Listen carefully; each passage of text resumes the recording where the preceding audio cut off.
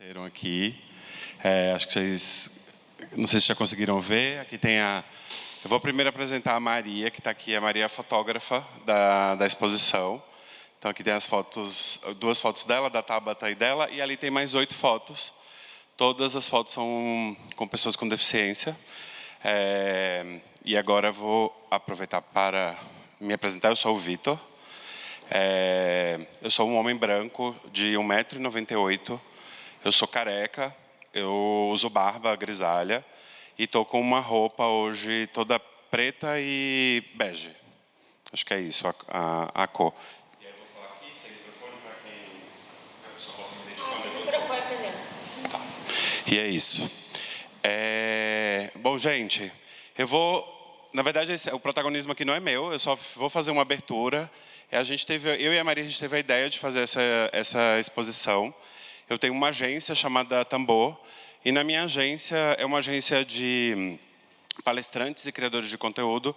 E na minha agência a gente tem um cast super diverso e mais de 30% desse cast são de criadores e palestrantes com deficiência. E aí a gente, todo ano, todo mês de setembro, a gente faz alguma programação especial em celebração ao mês e tal. E esse ano a gente queria fazer uma coisa diferente. E numa conversa com a Maria, a gente chegou à conclusão que seria legal fazer uma exposição fotográfica só de pessoas com deficiência. E aí, a princípio, a gente ia fazer só com pessoas lá do nosso cast, mas aí a gente se juntou com o pessoal da Talento Incluir, da Unstock, que estão aqui, que eu também vou chamar, para, além de fazer a exposição, a gente fazer esse evento aqui. E aí a gente também teve, as meninas que estão aqui, fazendo a tradução, foi um oferecimento do pessoal da Unstock também, que é nosso parceiro aqui no evento. E eu vou chamar aqui não é bem um palco, mas eu vou chamar aqui para frente para vocês. Eu vou chamar primeiro a Maria, que já está aqui, é fotógrafa. Aí eu vou chamar também, para compor aqui todo mundo, a Catinha, que está aqui, a Carol e a Tabata. Meninas, sejam bem-vindas, venham para cá. Eu ia mediar a conversa, mas eu vou deixar a Maria mesmo mediar esse papo. Ela já pensou nas perguntas e tal. Eu queria só fazer uma pergunta para a Maria, e aí eu largo aqui o microfone. Já a Tabata chegar.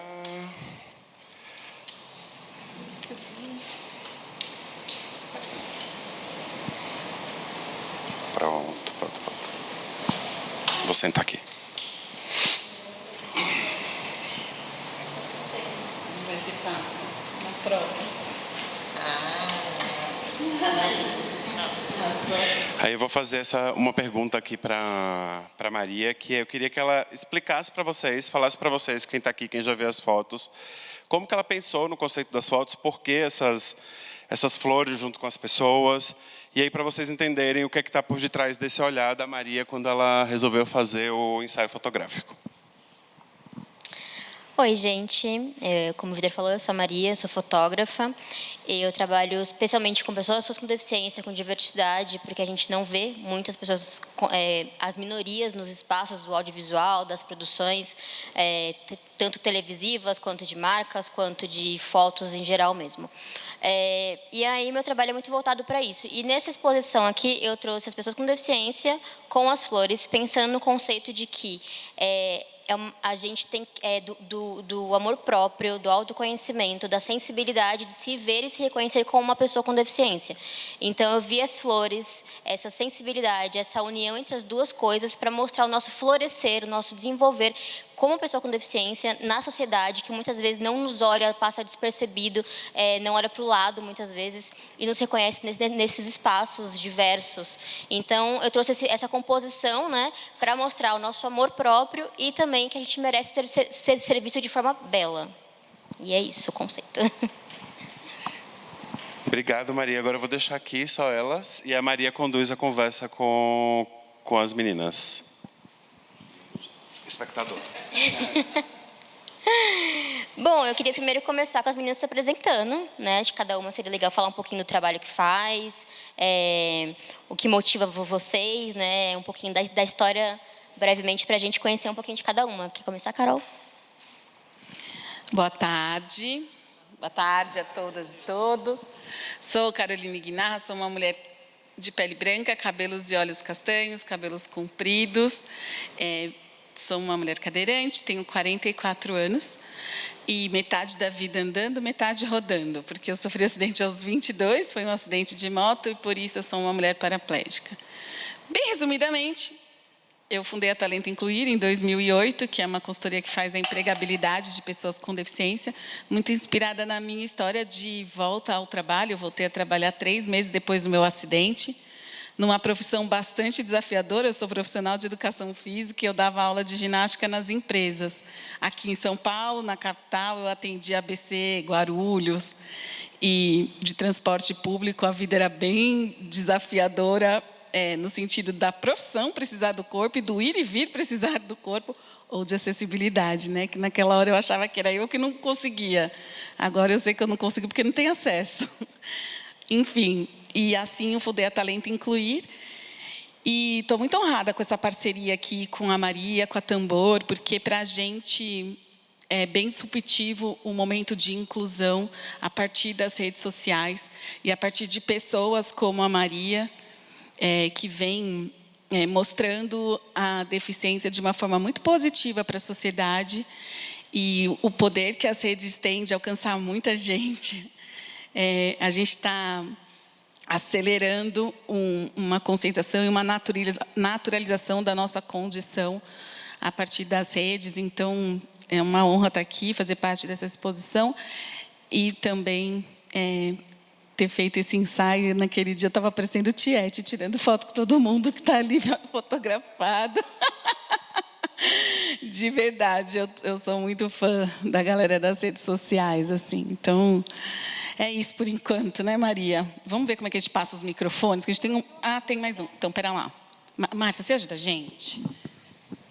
Vocês querem que eu tire essa poltrona? Pode ser.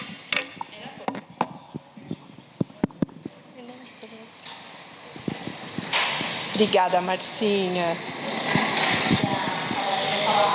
Oi, gente. Eu sou a Tabata. Tudo bem? Bom, eu sou Tabata Contri. É muito legal ver um monte de gente que eu conheço aqui. E que bacana fazer parte desse projeto. Eu sou atriz, sou consultora de inclusão, trabalho na Talento Incluir desde antes da fundação da Talento Incluir. Eu e a Carol somos amigas de reabilitação. Eu também sofri um acidente, na verdade o meu foi de carro, no Réveillon de 2000 para 2001, por isso que eu sou cadeirante. Eu quebrei a T12, a L2 e a L1. Tive uma lesão medular.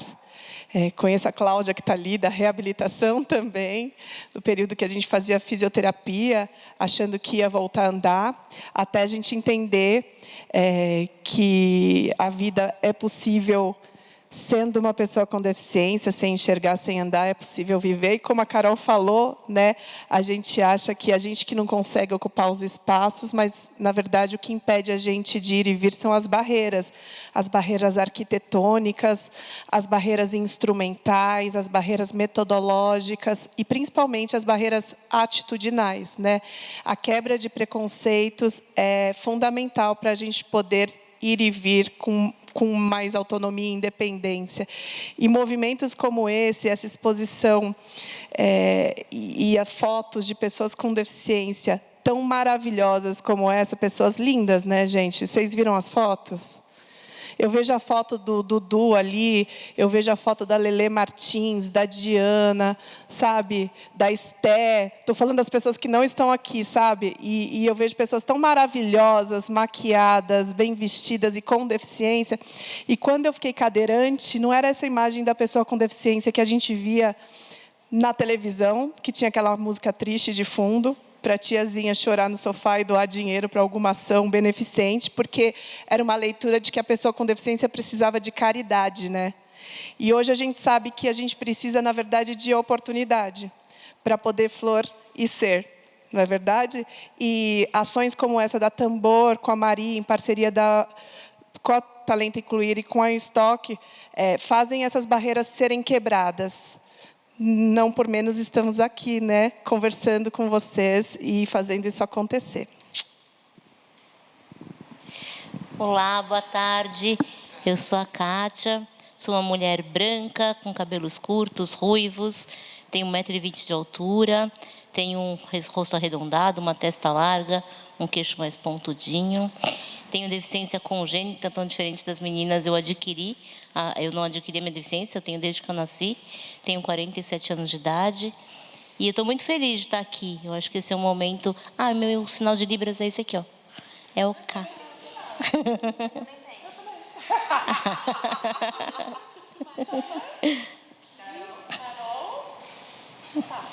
Boa. Eu, Kátia, imagina.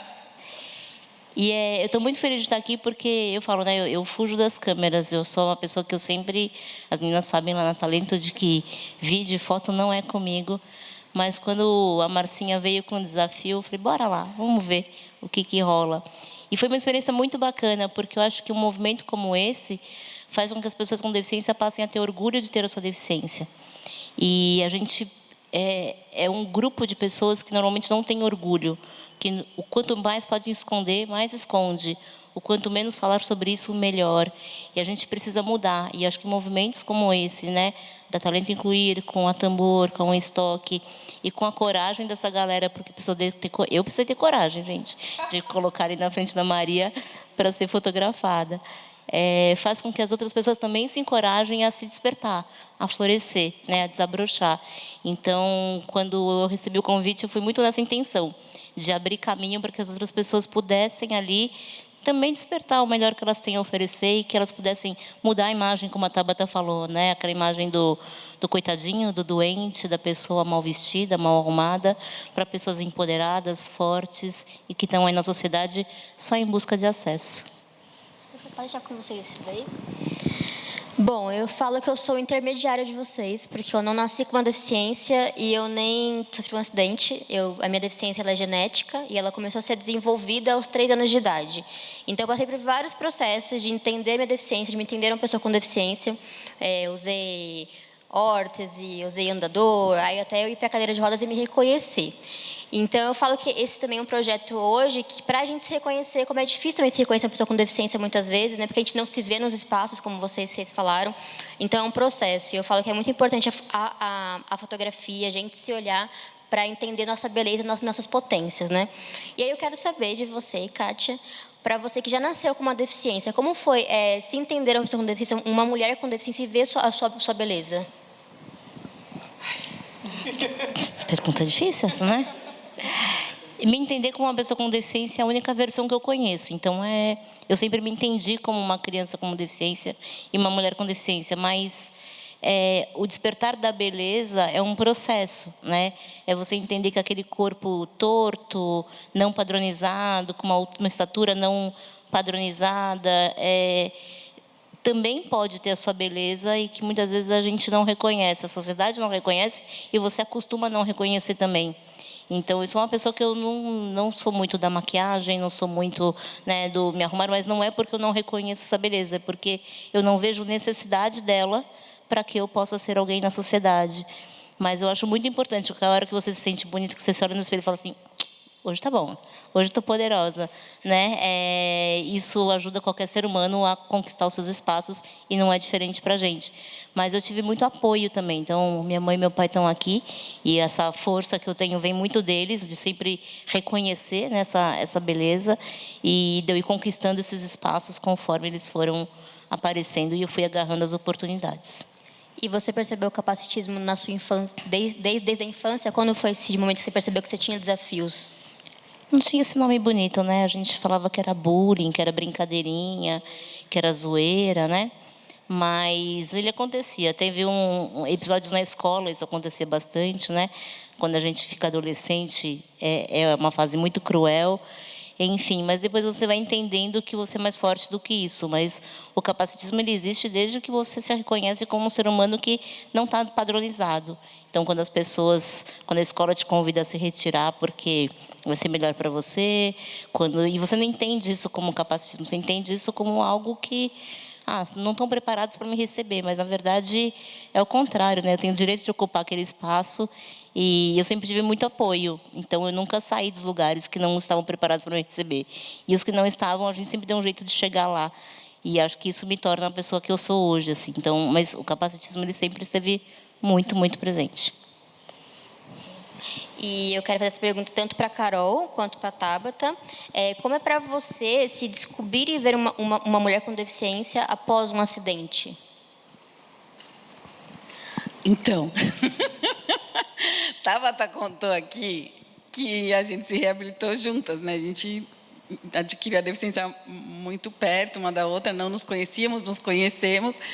E vou falar que eu não me achava mulher gostosa, bonita. Foi ela que me fez acreditar, porque ela sempre se achou... Não, sempre não. Ela vai contar a história dela, mas desde que eu conheço ela... Eu lembro que a gente falava assim, eu falava assim, ai, Tabata, esquece isso aí, vai, suas pernas são finas, você não tem mais bunda, esquece, você não é gostosa. Ela, eu sou sim, eu sou gostosa. E aí acho que demorou um pouquinho, mas assim, para eu conseguir enxergar a beleza de um corpo com deficiência, mas para mim, pessoalmente, a autoestima nunca nem caiu. Eu vou falar que eu tenho tanta sorte que eu estava no hospital. Eu estava terminando um namoro quando eu sofri acidente. Aí eu estava com o olho roxo, com a coluna quebrada, toda torta. Chegou um amigo do colégio com uma flor vermelha na mão. Resultado, saí do hospital, larguei o namorado antigo e já comecei a namorar um novo. Rápida. Não teve tempo da minha autoestima cair. Mas é verdade que eu não reconhecia a beleza, assim, demorou. Eu penso, eu trabalhava com o mundo da educação física, que o corpo tem, né, uma importância muito diferente, né? Então foi o caminho. Não teve uma chave que virou, mas eu me lembro muito da Tabata, assim, me ajudando, sabe? Mesmo que não conscientemente, a me sentir bonita, a me sentir uma mulher, enfim. Para mim foi isso. Várias tretas, né, gente? Mas ela não se sentia, mas já arrumou um namorado no hospital. Eu demorei 2 anos para ter um namorado. Depois da cadeira de rodas. Meu processo de chorar foi bem ali nos primeiros 6 meses, depois da lesão, até eu ir me reabilitar no SARA e conhecer outras pessoas com deficiência, inclusive a Carol. E aí eu comecei a ver possibilidades. Mas eu nunca me achei feia. E eu sempre me achei gostosa. Não sei se é porque eu tinha 20 anos, gente. Então, eu continuava a mesma, só que eu estava sentada. Só que eu usava um colete que esmagava o peito, esmagava a cintura. E eu usei esse colete 1 ano e 6 meses. Não foram 3 meses, eu usei colete. Então, eu saía para tudo quanto é lugar com aquele colete. Quebrei uns 3, 4 coletes. Ainda bem que o SARA não cobrava o colete. E eles eram... Os 3 últimos eram transparentes. Então, eu botava umas blusinhas coloridas para aparecer com colete por cima. Enfim, e me descobri uma mulher com deficiência, acho que muito nos movimentos. E isso é legal contar, né? Como os grupos nos ajudam, a troca de experiências nos ajudam. Acho que eu ter conhecido a Carol e outras pessoas ali no SARA foi um impulsionador de vida, assim. E quando a gente voltou para São Paulo e passou a fazer coisas juntas, não foi só eu que ajudei ela, ela me ajudou também, gente. A gente fazia fisioterapia juntas, a gente fazia natação. Ela foi a primeira a ter carro, ela me dava carona. E a gente começou a fazer teatro juntas lá em 2003. Aquele grupo de teatro também nos fortaleceu, porque a gente não era a única, né? A gente não era a única. Quando a gente não conhece ninguém com deficiência, ninguém como a gente, talvez a gente se sinta o único pobre coitado da face da terra, digamos assim, né? Então, eu tive o privilégio de encontrar pessoas muito potentes no meu caminho, seja na reabilitação no SARA, seja nesse grupo de teatro que depois trouxe um movimento muito importante de impacto, que foi o movimento Superação, que fez passeatas na Paulista de 2003 até 2015, que fazia movimentos de massa, as pessoas iam para a rua. E esse grupo certamente me fortaleceu. E aí, sim, eu me descobri uma pessoa com deficiência e descobri que o meu corpo era político a partir do momento que a gente ia para a rua, mostrar que a gente existe e que a gente tinha direito de ocupar esses espaços. E não ir só pela rua, usar calçada também, né? Mas, na época, a gente ia com uma faixa. Vamos pela rua, porque pela calçada é impossível, porque, de fato, era, né? Não tinha acessibilidade nenhuma. Né? As coisas vêm melhorando, tem muita coisa para melhorar ainda, mas vem melhorando por conta desses movimentos de massa. E já que você deu dicas aí para Carol e tudo mais, como você acha que a pessoa com deficiência pode desenvolver o amor próprio, a autoestima, se amar em uma sociedade que muitas vezes não vê a nossa existência? Tipo, que dicas que você daria? Ai, gente, dica é tipo conselho, a gente não vende, mas, ó, o que eu acho é que a comparação, ela é muito prejudicial a qualquer pessoa. Quando a gente se compara, e isso é inevitável, a gente vai se comparar. A gente vai se comparar com a pessoa da revista, com a pessoa do filme, com a pessoa da novela. E aí não tem até então gente na revista, no filme, na novela, com um corpo parecido com o nosso. E essa comparação é prejudicial para a gente, para a nossa autoestima, impacta muito, né? Porque a gente acha que, né, as pessoas vão olhar só para aquela pessoa e não vão olhar para a gente. E quando olham para a gente, não é porque a gente é bonita, é por causa da cadeira. E não é verdade. A pessoa pode estar olhando para a gente porque se interessou pela gente, não só porque a gente usa cadeira, né? Só que virar essa chave é um processo. E esse processo, ele é muito individual. E não existe um tempo assim. Cada um tem o seu tempo. O tempo de cada um é único. Mas o que eu poderia falar é, não se compare, porque, principalmente nesse tempo de redes sociais, que é importante, porque a gente está aparecendo, fazendo e aparecendo, tem muita gente que vive uma vida de mentira, né? E a gente vê essas pessoas comendo nos melhores restaurantes, passando férias nos melhores lugares, usando as melhores roupas, quando, na verdade, tudo isso é emprestado, não é nem da pessoa, então não dá para comparar. Então, a primeira coisa que eu diria é, não se compare, né? Não tem ninguém tão potente, tão gostosa e tão maravilhosa que nem você. Muito bom. E agora, mudando um pouquinho, né? Eu acredito muito que o mercado de trabalho, ele desenvolva também nossa autoestima, nosso senso de pertencimento. E pensando nisso, Kátia, ao ingressar no mercado corporativo, quais foram os desafios e opressões que você vivenciou e como passou por isso? Vocês têm tempo, gente? Tá todo mundo com a tarde livre? A chegada no mundo corporativo foi uma chegada bem cruel, assim. Quando eu estava na faculdade, eu participava dos processos de seleção e, na época, a gente recebia a resposta por telegrama. Olha que moderno. Foi ontem. Não é, gente? Quase isso. E aí, teve processos que eu esperava chegar o telegrama e falar, parabéns, você passou para a próxima fase. E aí, cada hora era uma comemoração, só que chegava lá no final, na hora da entrevista, na hora de chegar, na hora do sim. Então, é que a gente não consegue ficar com você. Então, é que agora a gente não está preparado para te receber. E aquilo ia te dizer, pô, eu sou boa, mas eu não sou boa o suficiente, né? E você precisa ter muita energia para continuar acreditando que vale a pena estudar, que vale a pena se esforçar. E se você também se boicota muito porque você precisa ser o melhor de tudo, né? Então, tem que ser a melhor profissional, a melhor aluna, o melhor, para provar que eu consigo. Até que eu me formei em administração de empresas, trabalhei com meu pai um bom tempo, e aí, de repente, eu falei, não quero mais fazer isso, eu quero ir para a área que eu amo, que era a área de comunicação. Aí, voltei para a faculdade, fiz uma outra faculdade de design, e lá, eu falei, bom, o pessoal de comunicação deve ser um pouco mais cabeça aberta, a arte, né, comunicação, e, de fato, eu fui encontrando um caminho, mas foram caminhos que foram com uma acessibilidade atitudinal muito maior, mas ainda com muita falta de acessibilidade arquitetônica. Então, no trabalho onde eu conheci o Ricardo, que é meu marido, foi meu primeiro estágio dessa nova área. E foi muito engraçado, porque tinham 3 lances de escada para subir. E aí eu falei, agora? E aí o RH que me entrevistou falou assim, não, mas se você quiser mesmo trabalhar aqui, você vai ter que assinar um termo de compromisso que a responsabilidade não é nossa se você cair. Eu falei, tá bom, eu assino. Eu falei, estou contratada? Eu precisava trabalhar. E aí eu assinei o termo de compromisso e eles subiam e desciam a escada comigo fazendo balança-caixão. Foi assim que a gente se conheceu. E aí foram vários desafios, né? A gente foi indo até que eu parei na Natura. E na Natura, quando eu cheguei lá, que foi minha última experiência corporativa antes da Talento Incluir, eu tive a sorte, o privilégio de ter um gestor incrível. E aí eu já estava mais abusada na época, né? E ele perguntou para mim na entrevista, onde você quer estar daqui 5 anos? Eu falei, no seu lugar.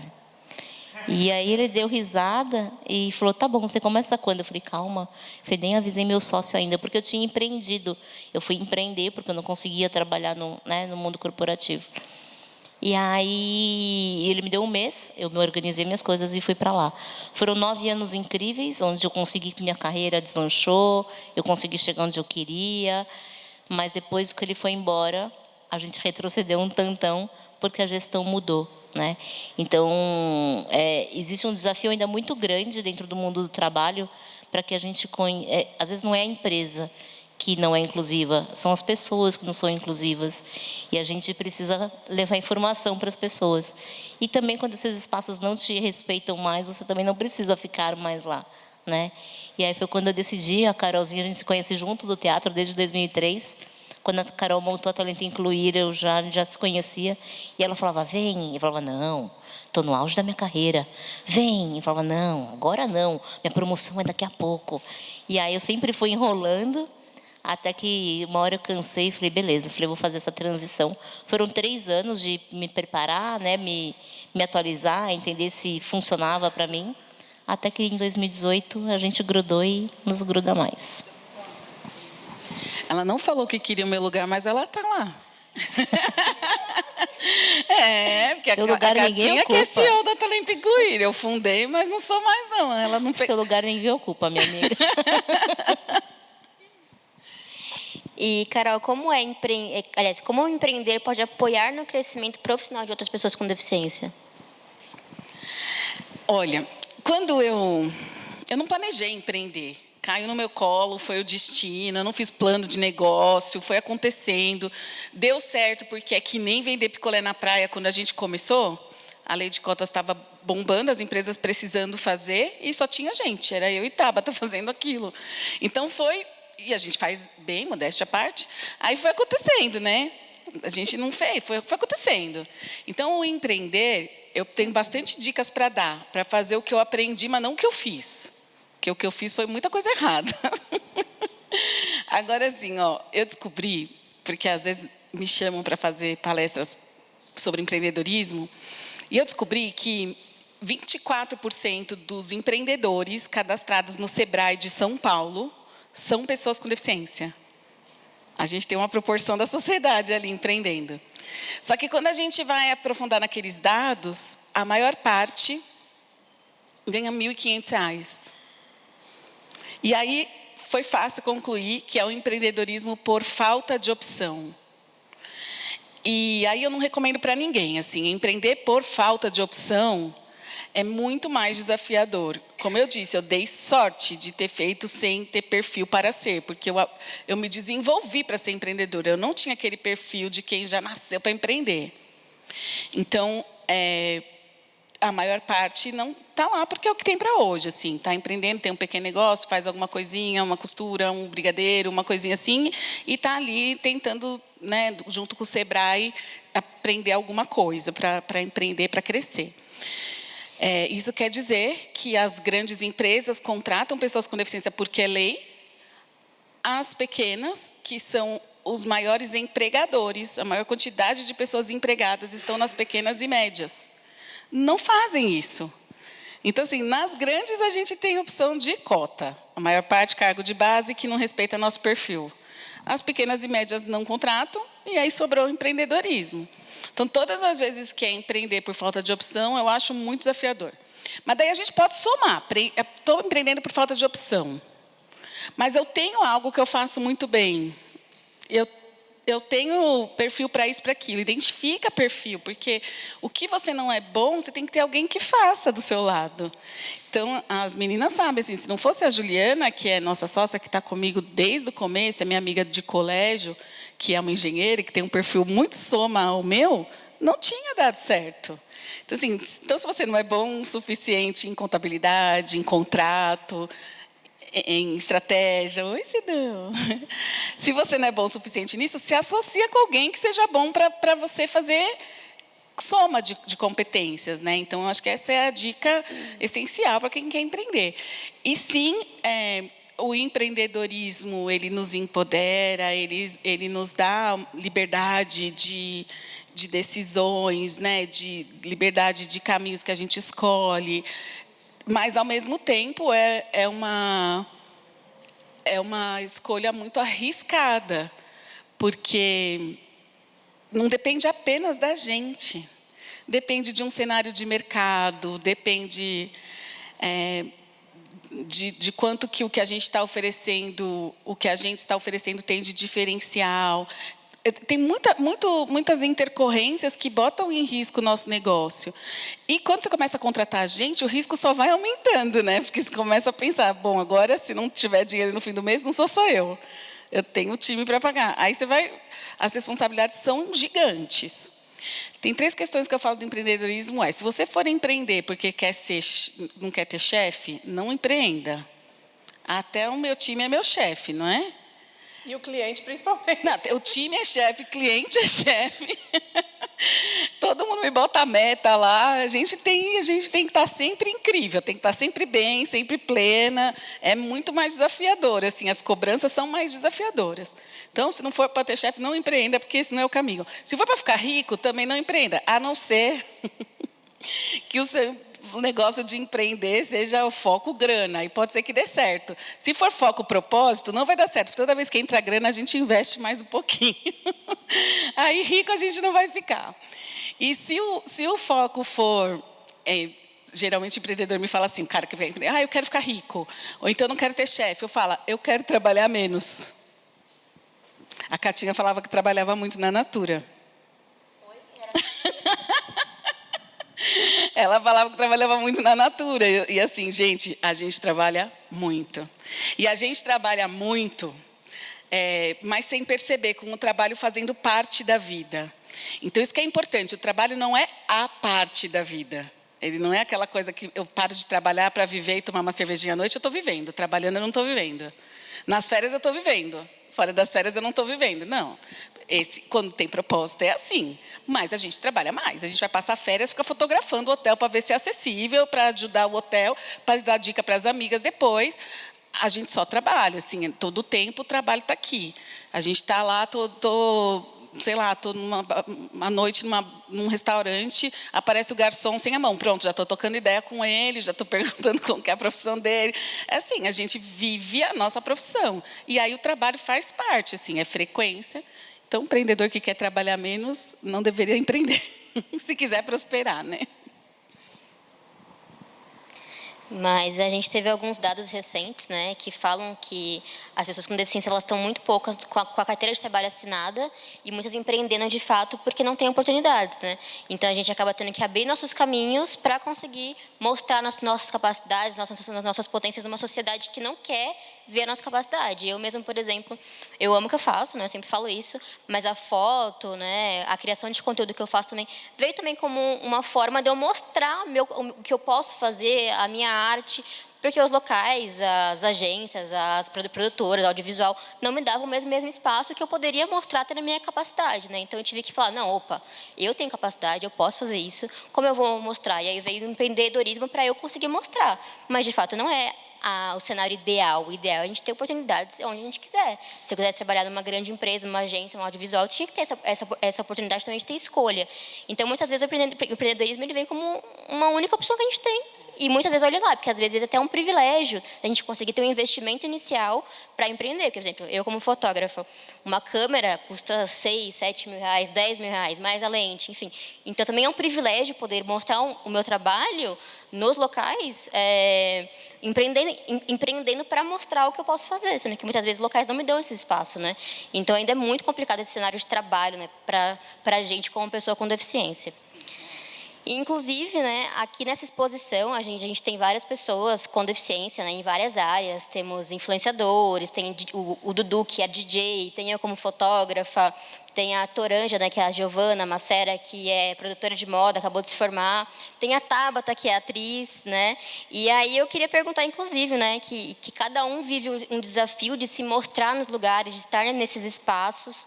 E para você, Tabata, né, você é uma atriz que esteve numa novela recentemente e é depois de muitos anos que você consegue um papel de destaque nessa novela, né? Porque não davam esse lugar, né, para a gente no audiovisual, nos locais. E você acha que a gente está movimentando e essa mudança está começando a acontecer de fato, ou ainda tem muito espaço para a gente dar? Como é que você vê esse cenário, né, de oportunidades, de mostrar nossa potência mesmo? Os dois, hein, Maria? Tá melhorando, mas ainda tem muito espaço para melhorar. Bom, se a gente for falar assim, eu comecei a fazer teatro com a Cátia e com a Carol lá em 2003, e aí eu gostei muito.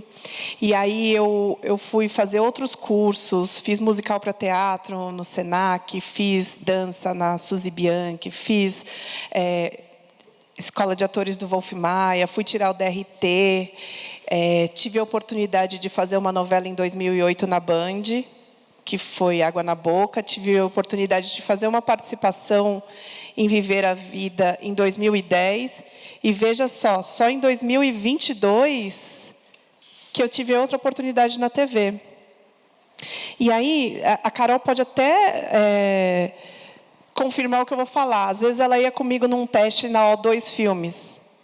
Era um papel para uma mulher cadeirante. Ela ia comigo, perguntavam, você não quer fazer o teste também? Eu ia para os castings onde precisavam de atores cadeirantes, e aí, dane-se se você estudou para isso ou não, bastava ser cadeirante para fazer o teste. Eu me sentia super mal, porque eu investi tempo e dinheiro em todos os cursos que eu fiz.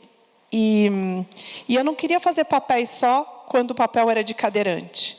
Recentemente, eu fui participar de até compartilhei com as meninas, de um casting que era para uma empresa de concreto. E aí eu apliquei para o papel de uma atriz mulher que ia ser mãe, que ia ser esposa. Eu sou mãe, sou esposa e sou mulher, né? Só que quando eu apliquei, a pessoa falou, e eu falei que era cadeirante, a pessoa falou assim, não, o casting para cadeirante é para outro papel, não é para o de mãe e de mulher. E o cachê era 12 mil para essa mãe e mulher, e o cachê da pessoa com deficiência era 3 mil. Você topa mesmo assim? Eu falei, não, porque eu não me interessei por esse, eu me interessei pelo outro. Só que você poder falar que você não topa é um privilégio, né, gente? Muitas vezes na minha vida eu tive que falar que topo, porque eu precisava topar, porque os boletos não param de chegar. Neste momento, né, nesse meu momento de vida, eu pude falar, não topo. Porque eu tenho meu trabalho como consultora na Talento Incluir, meu trabalho como criadora de conteúdo com a Tambor e a carreira de atriz em paralelo. Mas eu penso que se fosse qualquer outra atriz que tivesse tido a oportunidade de fazer uma novela na Band lá em 2008, como eu tive, que tinha 27 anos na época, logo depois em 2010 uma participação na Globo, né, que eu tinha 29 anos na época, teria deslanchado a carreira com o perfil que eu tenho, né, teria feito muitos outros trabalhos. E eu não fiz por causa da cadeira. Então, a deficiência, infelizmente, ainda é um fator para esses castings, né, no mundo da mídia. E eu vou corrigir o que eu falei, não é a deficiência, é a barreira atitudinal. Porque a deficiência não deveria impedir ninguém de exercer a profissão que escolheu. A gente deveria ter a possibilidade de trabalhar com o que a gente quisesse. Mas as barreiras, principalmente as barreiras atitudinais, ainda nos travam no exercício da profissão que a gente escolheu. E eu vou trazer até uma provocação, né? Porque quando é o contrário, ele quer um papel de uma pessoa com deficiência. Se chegar uma pessoa sem deficiência, eles falam, a gente gosta. Aí vão lá e contratam. Mas para a gente nunca pode cumprir esse papel da pessoa, né? Uma mulher, uma mãe, né? Uma esposa. Então, o que a gente chama de creep face, né? Acontece sem eles se preocuparem. Então, a pessoa sem deficiência vai lá, fala sobre a nossa vivência, faz o papel com o nosso corpo, com a nossa história, muitas vezes de forma pejorativa e muitas vezes de forma sem nenhum senso do que é a vivência da pessoa com deficiência, né? Então, o mercado, de fato, ele ainda é excludente, ele só olha... A gente fala, né, que a lei de cotas é muito importante, mas o mercado, né, todo o mercado internalizou que, é só para cumprir uma cota, ali tá bom. Né? Ainda não entendeu que é muito além disso, que incluir vai além de uma cota, vai além disso, né? Vai de fato mostrar para mostrar a potência que a pessoa com deficiência tem no mercado de trabalho. E eles não reconhecem ainda é aquele senso de obrigação. Então, muitas vezes a gente vê ainda, né, a gente tem que colocar porque as pessoas estão cobrando representatividade, mas é muito além, você tem que cumprir a inclusão e o pertencimento da pessoa com deficiência naqueles espaços, né? Total. E a gente tem uma pessoa que levantou a mão ali, Maria. A gente teve recentemente aí, além de eu estar na novela das 9, em Todas as Flores, 4 artistas com deficiência visual, né? A Amanda Mites, que é monocular, com a Camila, que tem o cão-guia, que é cega, com a Moira, que é cega também, com o Kleber Tolini, que tem baixa visão. Os 4 estavam lá em Todas as Flores, e a assistente de direção desta novela, Todas as Flores, era uma mulher cega, que é a Natália. E, em paralelo, na novela das 6, uma criança de 7 anos cadeirante. E na próxima novela das 6, um homem cinquentão gato. Vocês vão ter que ver. A novela vai começar segunda-feira, cadeirante. Então, a gente começa a ver mais representatividade nesses espaços, né? A gente só vai ser protagonista se a gente trabalhar bastante. A gente só vai ser protagonista se a gente exercer a carreira. E aí, não é só a carreira artística, é qualquer que seja a carreira. É qualquer que seja a profissão, você só vai ser protagonista, né, ser promovido, se a gente tiver espaço de exercer essa carreira, seja um advogado, um engenheiro, um arquiteto, um terapeuta. Fisioterapeuta, né? Uma fisioterapeuta, seja qual for esse espaço. Deixa eu completar uma coisa que a Tabata estava falando aqui, que a gente está ocupando, mas enquanto tiver um por novela, isso se chama representação positiva. Só chama representatividade quando a gente tem volume. Tem que ter muitos. A novela Vai na Fé, das 7, que acabou agora, que tinha 80% de um elenco negro. Aquilo é representação positiva. Desculpa, é representatividade, obrigada. Só para ver se estava espertos no conceito. É representatividade. Assim, enquanto formos, tudo bem, estamos começando, é assim que começa, os negros também começaram assim nas novelas, né? Mas enquanto a gente for um aqui, outro ali, a gente não acostuma a sociedade a nos ver. E essa falta de costume que faz a gente ser tão estranhado. Todas as pessoas estranham um pouquinho porque anda diferente, está olhando, porque fala diferente, está olhando, porque a gente não está acostumada com a gente. E eu tenho falado isso a partir de uma história que a Tabata me contou. E ela me contou tão sem intenção, mas bateu em mim de um jeito que eu acho que deviam fazer um comercial de TV com essa história. É assim, ó, estava ela e o Chico assistindo um filme, sabe o Extraordinário? Chico é o filho dela. O Extraordinário, o garoto tem uma deformidade facial. E aí o Chico falou, mamãe, por que o moço tem essa cara estranha? Aí a cara esquisita, ele falou. Por que ele tem essa cara esquisita? Ela respondeu, é só porque você não está acostumado. Não é genial essa resposta? Como não ser amiga de Tabata, né? Gente, é isso. Assim, enquanto a gente estiver só ali no cantinho, só no coadjuvante do comercial, a gente ainda não vai fazer a sociedade se acostumar com a gente. O se acostumar é o volume. Quando o Vitor entra aqui e fala assim, mais de 30% do meu casting são de pessoas com deficiência, isso é representatividade. Agora, quando a gente fala assim, eu tenho lá 1%, não é. Então, a gente tem ali os sortudos, as pessoas privilegiadas, né, e as exceções. E o pior é que a sociedade normaliza a exceção. Parece que, porque um conseguiu, todo mundo consegue, todo mundo pode conseguir. E isso não é verdade. As exceções não trazem representatividade para a gente que está aqui se ver e se inspirar e saber que podemos chegar também, né? Então, é bem importante concluir aqui o que a Tabata estava trazendo, e é em qualquer profissão, tá? Trouxemos artístico, que é a profissão da Tabata e a experiência que ela passou recente, mas em qualquer área, assim, enquanto formos poucos, não seremos motivo para as próximas gerações se inspirarem. Por isso que eu gosto das redes sociais, minha filha. Vocês são. Estou lá também, mas é que eu não sou profissional. Ainda não considero influenciadora ou criadora de conteúdo. Mas as pessoas que estão nas redes, elas são volume, é muita gente. É maravilhoso isso, porque o alcance, né, vai além. Acho que a última pergunta, e depois a gente pode abrir para algumas perguntas gerais do pessoal aqui, mas eu queria perguntar para todas, né? O que vocês acham que o mercado, as marcas, precisam começar a se movimentar para incluir de fato? O que elas precisam aprender? O que a gente precisa dar, tipo... Porque, assim, infelizmente, eles não estão buscando aprender. Então, o que a gente poderia dizer para eles? Ó, faça isso, dá umas dicas. Isso é pela Kátia. Passa para Eu acho que a hora que eles tiverem noção que eles estão perdendo uma parcela da população que pode consumir os produtos deles, isso é negócio, né? Então, não é favor colocar... Às vezes, eu vejo umas propagandas na TV que eu falo, olha, o check da diversidade. Tem um negro, um cadeirante, uma mulher, um gay, né?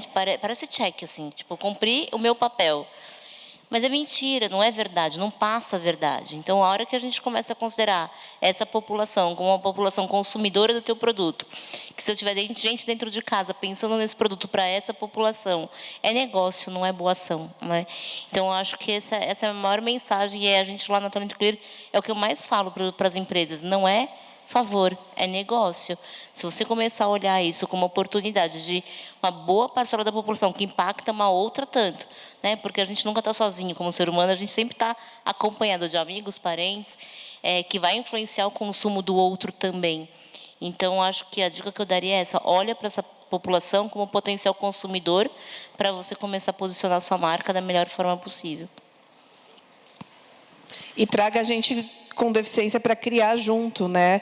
Porque quando criam para a gente, falam pela gente, fazem por a gente, fica ruim.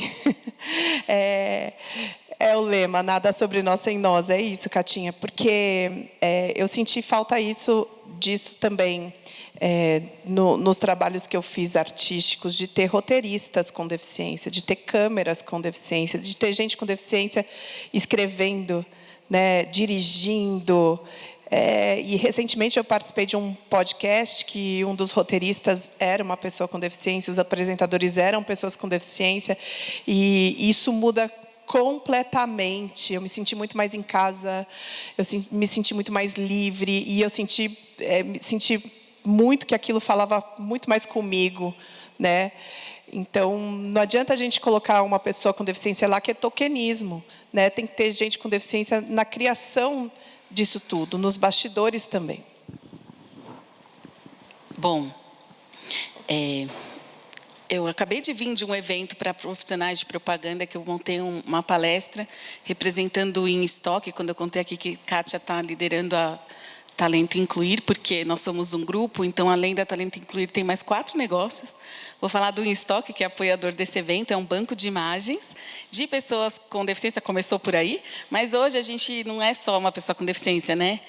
Temos os marcadores sociais, e a gente começou a perceber que a gente, desde sempre, quis trazer a pessoa com deficiência interseccionalizada, a mulher, com deficiência negra, uma pessoa com deficiência mais velha. Então, a gente hoje é um banco aberto para a diversidade, mas com o objetivo de ser a brasileira, né? A diversidade brasileira e real, que não tenha os creep face. Mas por que a gente começou a fazer isso? Hoje eu estava lá no evento de publicidade e eu disse, a gente só faz isso porque vocês não sabem fazer. Porque se vocês soubessem, nem é minha área. Eu ia investir na Talento Incluir, não ia ficar gastando dinheiro investindo em negócio de tecnologia, que dá um trabalho danado e é muito investimento, enfim. Mas o que eu queria falar é que a Catinha começou com um dos motivos que eu disse. O primeiro motivo, lá na palestra, o primeiro motivo é negócio. São 3 motivos que eu trouxe para a palestra de hoje. Claro que são muitos mais, mas é só para a gente começar. Primeiro, negócio. Segundo, tendência. Agora, a menina, depois de mim, que palestrou, Regina, do Meio Mensagem, ela disse assim, eu estava em Cannes, no Cannes Lion, que é o prêmio para as propagandas. Ela falou assim, o primeiro item que eles colocaram é diversidade como tendência de futuro. Então, assim, é tendência, galera. Assim, tem ESG que as empresas estão falando, é tendência. Então, assim, não dá para fugir disso, né? Então, o segundo motivo que a gente precisa abrir mais possibilidades para a diversidade de forma geral, pessoas com deficiência fazendo parte desse contexto, é tendência. E o terceiro, na minha opinião, é propósito. É fazer para fazer a diferença na sua carreira. O que você quer entregar quando você olhar para trás e que legado você deixou? E se o legado é só fazer o seu cliente ganhar mais dinheiro com o comercial que você fez, talvez isso você nem lembre que fez. Agora, se o legado foi transformar a realidade de alguém, se o legado foi mudar uma mentalidade social, fazer com que movimentos como o Movimento Inspiração, que a Tabata bem lembrou, tivesse mais visibilidade, mais mídia, mais apoio, mais patrocínio, resistisse até aqui. Então, a gente tem o propósito que eu acho que é de verdade o que vai mover as ações. Eu acredito só nesse caminho. Mesmo nas empresas que a gente vai, a gente fala é lei de cotas. Às vezes a gente fala que lei de cotas porque é o que o cara precisa ouvir para assinar o cheque e fazer o negócio acontecer. Mas a gente sempre diz, não é pela lei que você tem que fazer, é pelo ser humano que está ali. Para você, a partir do seu lugar de privilégio que você teve, de não ser uma pessoa com deficiência durante a sua existência, ou de ter a oportunidade de estudar em ótimos colégios, você poder fazer algo por quem não tem as oportunidades que você tem. E é isso que traz o resultado. O cumprimento da lei é consequência. Assim como uma campanha com impacto real vai ser consequência quando você colocar ali o propósito. Eu quero, de verdade, fazer bem feito esse comercial, não é checklist. Eu quero fazer esse comercial atingir a sociedade, atingir a pessoa e transformar uma cultura. Então, no que eu estudei lá, eu trouxe esses 3 motivos para completar o que a Kátia trouxe. E que a gente seja mais humano. Olha, entre as profissões, as habilidades para o profissional do futuro, existe uma que se chama humanidade. Em inglês, eles estão falando muito disso, é be human. Olha que paradoxo, falar para ser humano, ser humano. Ser humano, seja mais humano.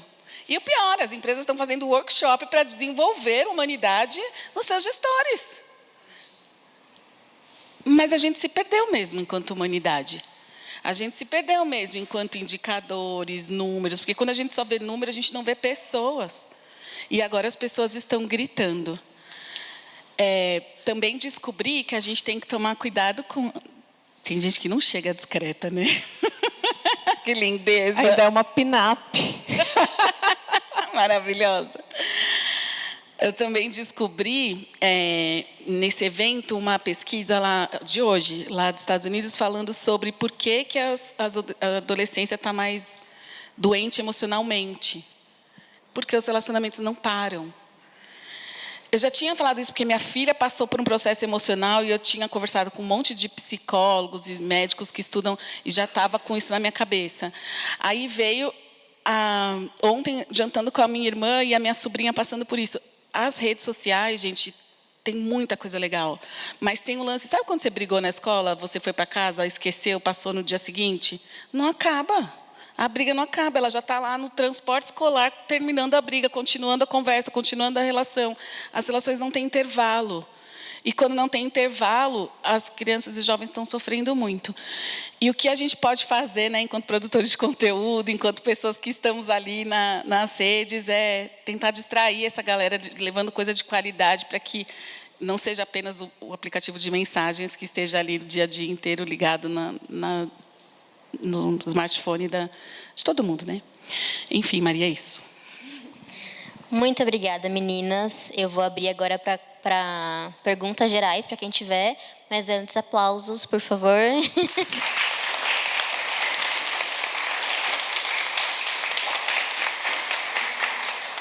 Quem tiver pergunta, levanta a mão. Rebeca queria trazer, né, algo?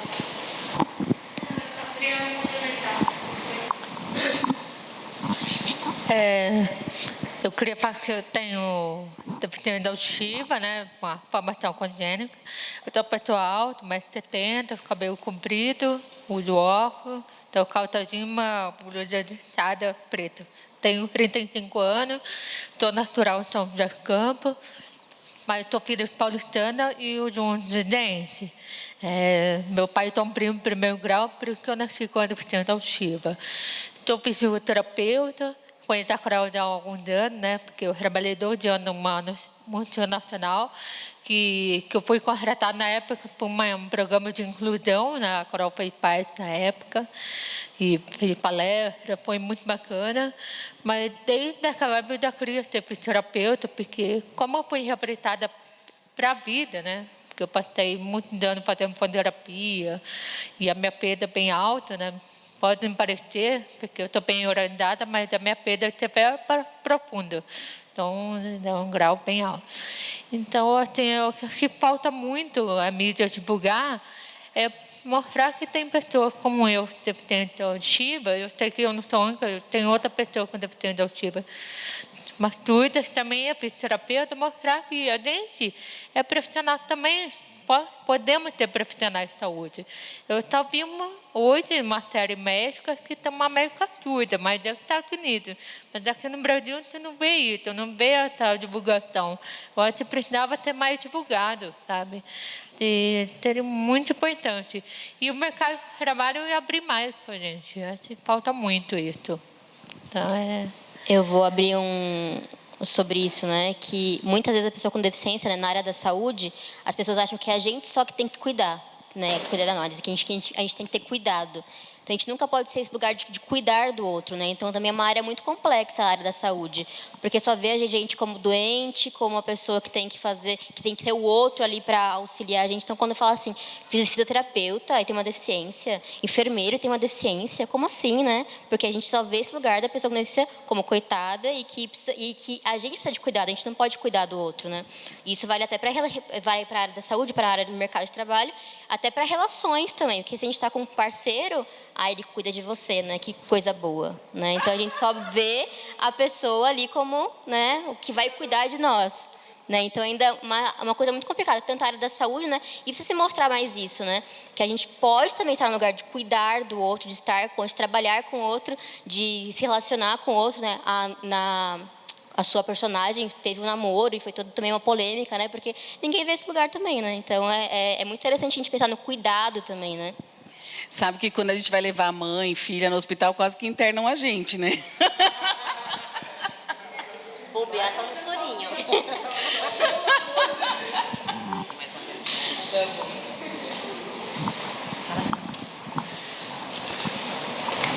Oi, eu sou o Gustavo Parreira, eu sou modelo, eu sou uma pessoa com deficiência. E primeiro, assim, o que eu quero falar não é nem assim uma pergunta, mas primeiro eu queria agradecer, porque aqui só tem mulher que eu sigo e que eu já acompanho e que eu já conheço o trabalho. E foi falado muito sobre o nosso lugar no mercado de trabalho, né? E antes de me dedicar à carreira artística, eu trabalhava em um escritório de uma grande empresa e também fui contratado pela lei de cotas, né? E quando eu me decidi a ser artista, parece que a nossa família, assim, parece que acabou o mundo para todo mundo lá em casa, porque as pessoas que não têm uma deficiência, elas têm uma sensação de que o mercado de trabalho para a pessoa com deficiência, quando ela está atrás de uma mesa no escritório, transmite uma segurança que, na verdade, é uma segurança irreal, né? Que a gente não pode viver sonhos, a gente tem que estar com um salário, às vezes, até muito abaixo do que a gente pode fazer, num cargo, às vezes, muito abaixo do que a gente pode. E aí eu passei muito por isso quando me decidi a ser artista. E aí eu me formei. Assim que eu saí, que tomei a minha decisão, eu me formei como ator pela oficina de atores Newton Travesso. E aí eu me formei como ator, fiz especialização em produção cultural e encontrei a moda como uma forma de transgressão mesmo, né? Como uma forma de conseguir encontrar o meu lugar. E é até muito curioso, porque eu comecei como modelo fazendo ensaios sensuais. Então aquilo era, para as outras pessoas, era tipo, nossa, você tem uma deficiência, você faz ensaio sensual, nossa, que coragem. E aí eu só falava, não, gente, não é coragem, é o meu trabalho. Se fosse qualquer outra pessoa aqui sem deficiência, as pessoas não dariam esse boom de coragem, porque essa pessoa tem coragem. E, na verdade, não é coragem, é o meu trabalho, é como eu me expresso. É até interessante, porque ontem, eu e a Giovana, que é a produtora de moda, a Toranja, que também está no ensaio, a gente fez um ensaio juntos no Senac, foi o ensaio do TCC dela. E aí, quando eu saí da passarela, é muito engraçado, porque acaba o desfile e as pessoas vêm te cumprimentar. E aí o que eu escuto muito é: nossa, que bonitinho você desfilando. É a sua primeira vez? E aí eu falo: não, eu faço isso aqui há 3 anos.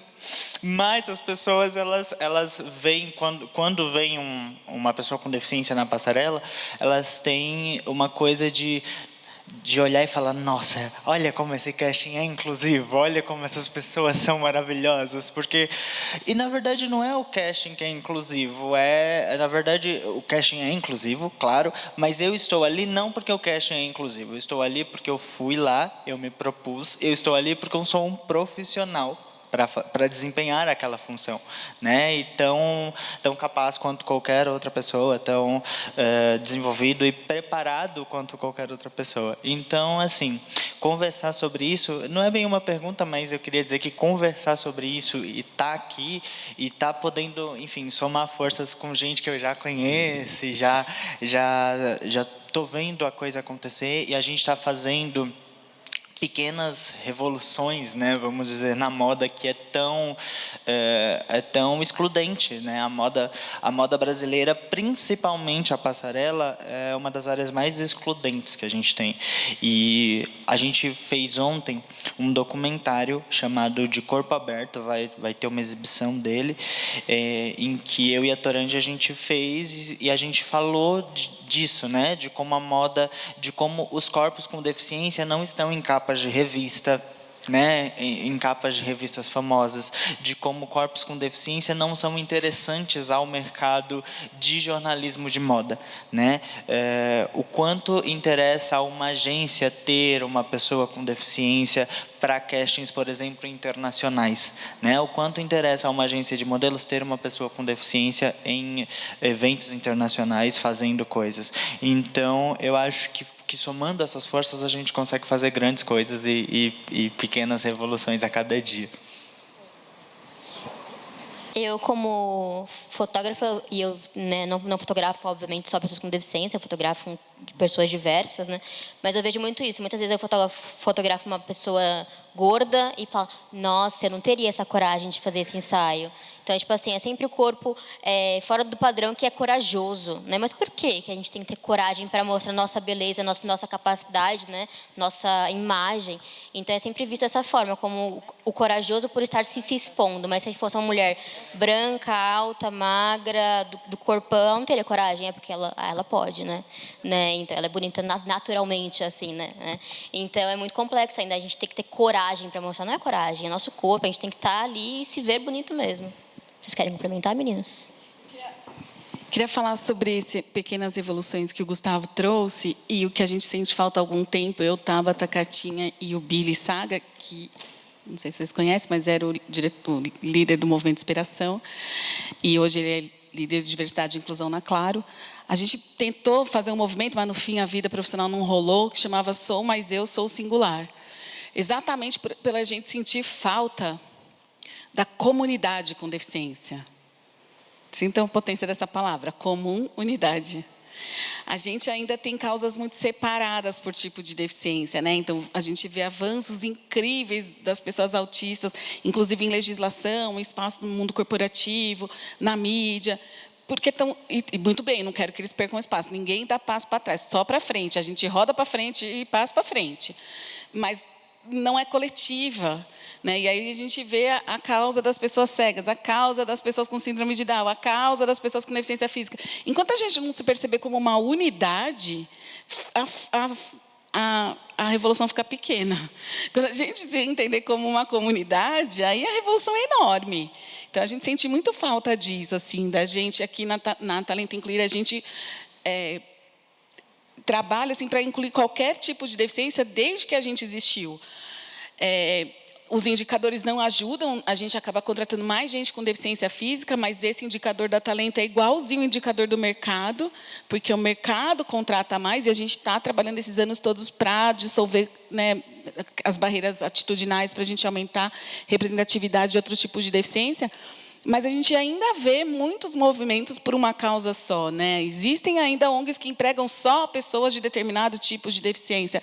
E tudo bem fazer assim, desde que tenha abertura para fazer com todos, né? Porque senão a gente ainda vai ser muito pequenininho. Não dá para ver um gritinho só, mas um grito coletivo dá para todo mundo ouvir. E se for surdo, vai sentir a vibração disso, né?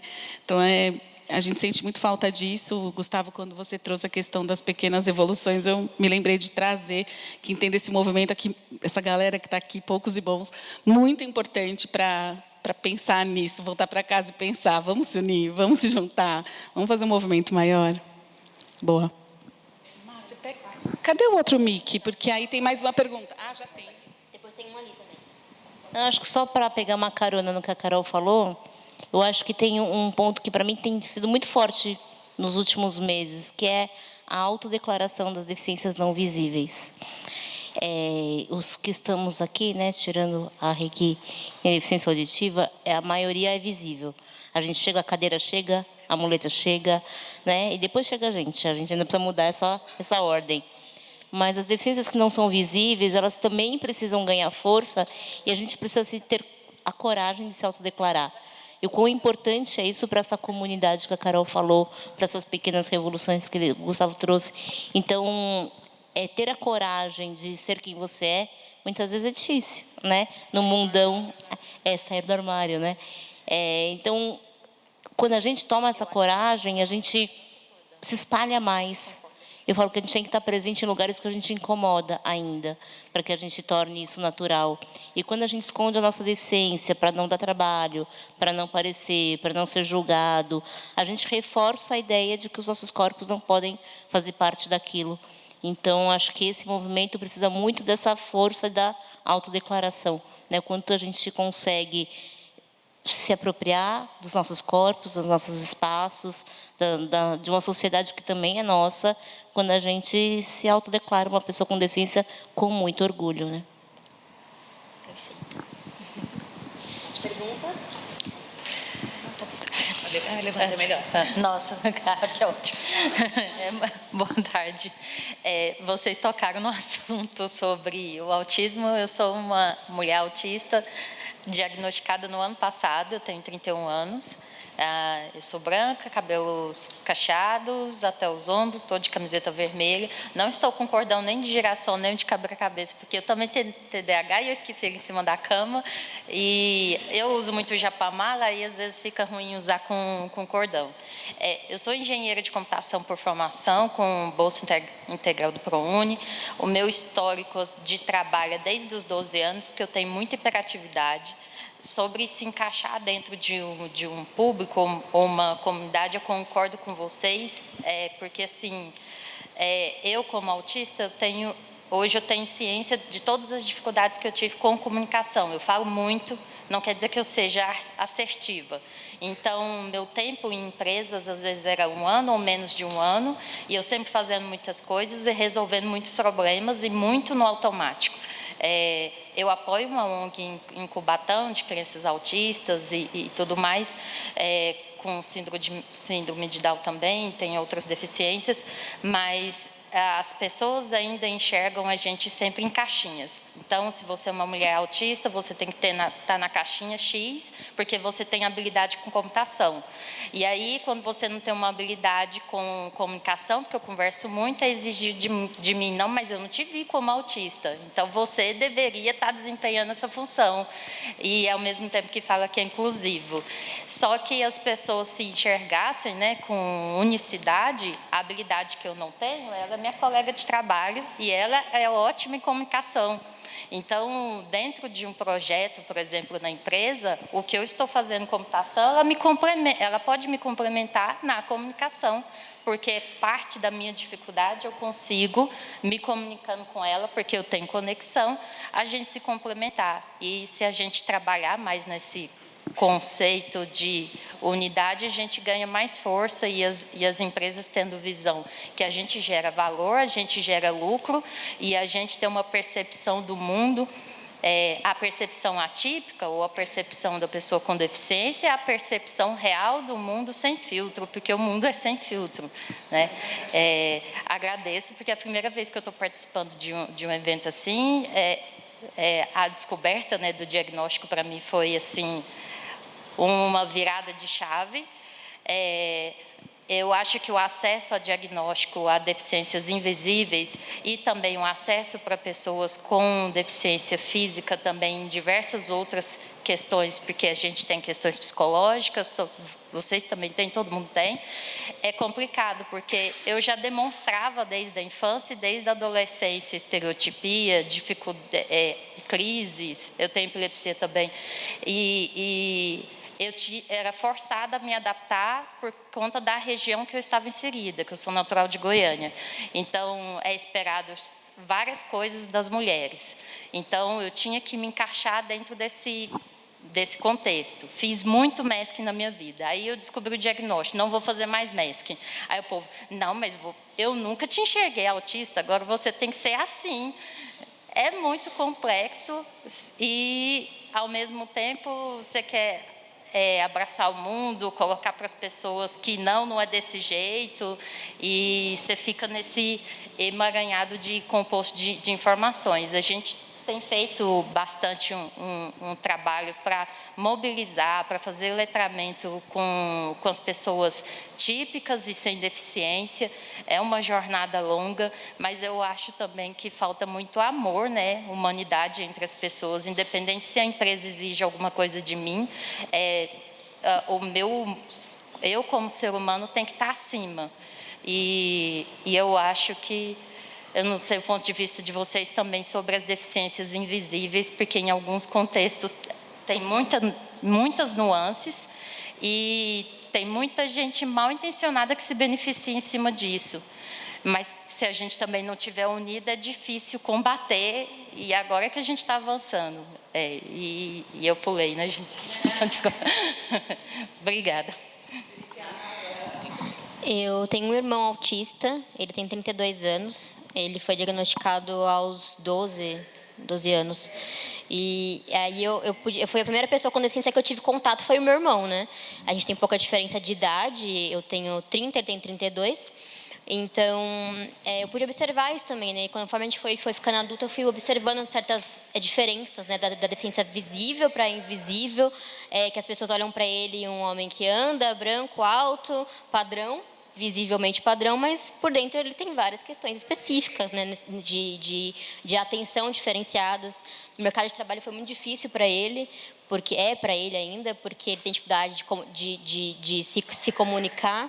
Então, é um processo mesmo das pessoas entenderem as diferenças, né, de percepção de deficiência visível e invisível, e tem que ter a comunidade como um todo, como a Carol falou, e também os aliados, né, como você falou sobre a sua amiga que trabalha com você, que está com você, né, então, empresas que são aliadas, pessoas que trabalham junto, para a gente ter essa comunidade de entender as percepções e necessidades específicas de cada um.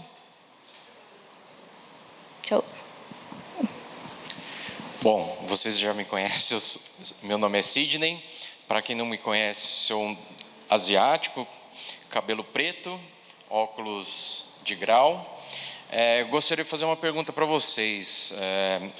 O que as empresas poderiam promover mais, obviamente, além da contratação da pessoa com deficiência, mas não como unidade, uma empresa individual? Eu acho que a gente, como a Carol, uma das perguntas que eu ia fazer era justamente também nesse sentido, porque eu sinto que muitas vezes as empresas individualmente fazem boas ações, mas eu acho que eu sinto falta das empresas se unirem para fazer algo comum com mais impacto, sabe?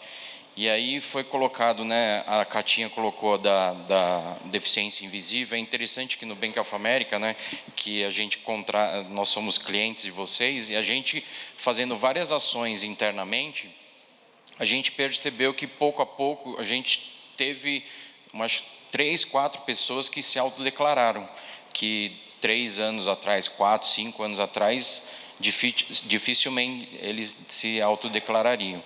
Então, foi meio que cultural, assim, pouco a pouco a pessoa se sentiu segura, assim como outros capítulos, né, LGBT, Black Professional, as pessoas foram se autodeclarando. Então, a pessoa tinha visão parcial ou baixa audição, então eles se declararam, consultaram o médico, viam se realmente fazia sentido e se autodeclararam perante o RH.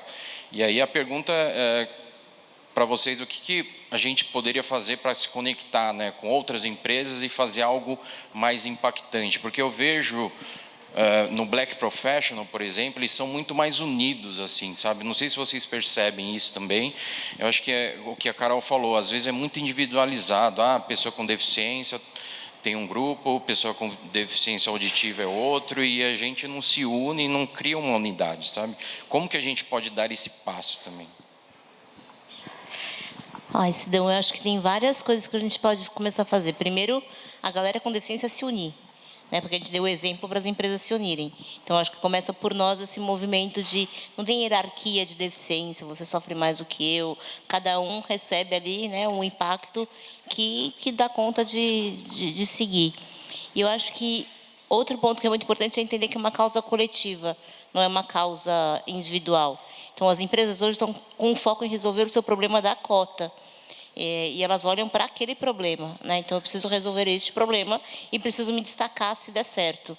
Quando a gente passou pela pandemia, recentemente, você via muitas empresas de segmentos diferentes ou até parecidos, bancos, né, que brigam por clientes ali juntos por uma causa coletiva.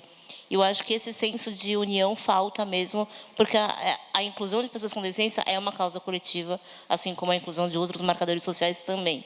Então, quando a gente vê, por exemplo, né, a causa étnico-racial ganhando força, porque globalmente ela é discutida, a gente não vê a pauta de pessoas com deficiência sendo globalmente discutida. Então, a gente ainda precisa dar um passo, mas acho que o passo inicial está entre nós. Enquanto a gente não se fortalece como um grupo, onde a gente não tem ali, né, uma rixa entre... você pega mesmo dentro das pessoas com deficiência auditiva, os que são implantados têm uma opinião, os que usam aparelhos outros, os oralizados outros. Somos todos seres humanos, com uma parte do corpo que não funciona como deveria funcionar pelo padrão, com características incríveis, com personalidades incríveis, que a gente fica gastando e investindo tempo, tentando provar muitas coisas que a gente poderia investir, somando força para trazer isso para ecoar aí para a sociedade.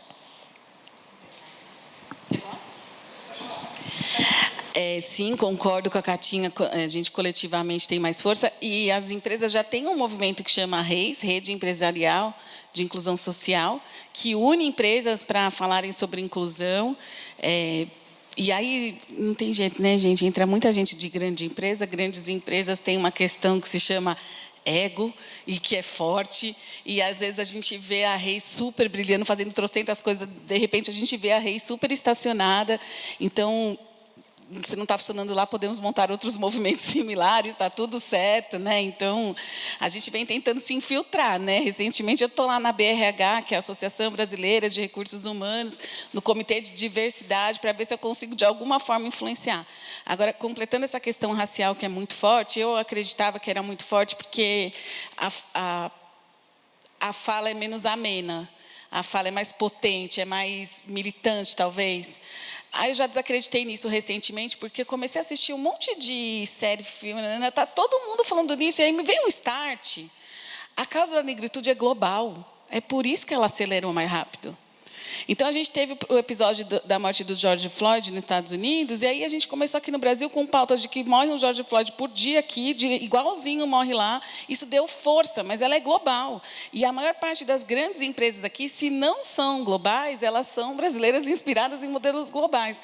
Então, a gente começa a ter um movimento que tem força por uma questão que as empresas costumam valorizar muito, que é a tendência do mercado, que eu falei que estão falando lá fora, a gente tem que falar aqui também, e aí a negritude se beneficia dessa questão. De novo, gente, não é para voltar para trás, que bom que eles estão avançados, que bom que a pauta das pessoas negras está alcançando o alcance que tem, né? O movimento que tem, que a novela tem 80% do... Isso é maravilhoso, agora a gente precisa olhar para lá, se inspirar, e o que a gente pode fazer para potencializar o nosso, né? Interseccionalizar, botar mulheres assim, que tem a representatividade interseccionalizada na pauta, pode nos ajudar bastante. Assim, eu vejo que eu estou entendendo esse movimento. Assim, a partir dessa pergunta do cidadão, a gente pode começar um movimento. Vamos. Tem uma coisa que é que inclusão de pessoas com deficiência nas empresas vem motivada por uma lei. A inclusão de qualquer outra diversidade não é lei. E está acontecendo e está fluindo com muita naturalidade. Porque as empresas entenderam por que fazem o que estão fazendo. Mas algumas empresas ainda entendem que contratam pessoas com deficiência porque é uma cota, uma obrigação legal. Então, a gente precisa olhar além da cota. Né? A gente é gente, a gente continua existindo. E a gente percebe e valoriza a lei de cotas porque ela é muito importante. O número de contratação de pessoas com deficiência nas empresas brasileiras aumenta todos os anos, nunca diminuiu. Aumenta por conta dessa lei, ela é importante. Agora, dentro das empresas, os movimentos que precisam ser feitos é um movimento de aceleração de carreira para as pessoas com deficiência que já estão lá dentro. Porque a gente percebe as carreiras das pessoas com deficiência muito estagnadas. Pessoas que entraram em cargos de base, continuando em cargo de base depois de muito tempo da empresa. E aí, há aquelas pessoas que falam, não, mas a culpa é da pessoa com deficiência, que não se esforça. Pode ser também. Mas não é só isso. É toda uma estrutura que não faz com que essa pessoa com deficiência entenda que as vagas internas também são para elas. Muitas pessoas não se candidatam porque acham que a vaga interna não é para ela. Muitas pessoas com deficiência têm medo de se impor, né? E o mercado de trabalho ele ainda é muito hostil. E a gente está falando disso aqui, né? Porque eu, Cátia e Carol, fazemos esse trabalho nas empresas dentro da Talento Incluir, e a gente percebe um puxão de orelha, um chacoalhão muito movido pelos criadores de conteúdo nas redes sociais. Então, a gente, às vezes, começa de dentro para fora, mas o de fora para dentro também é importante.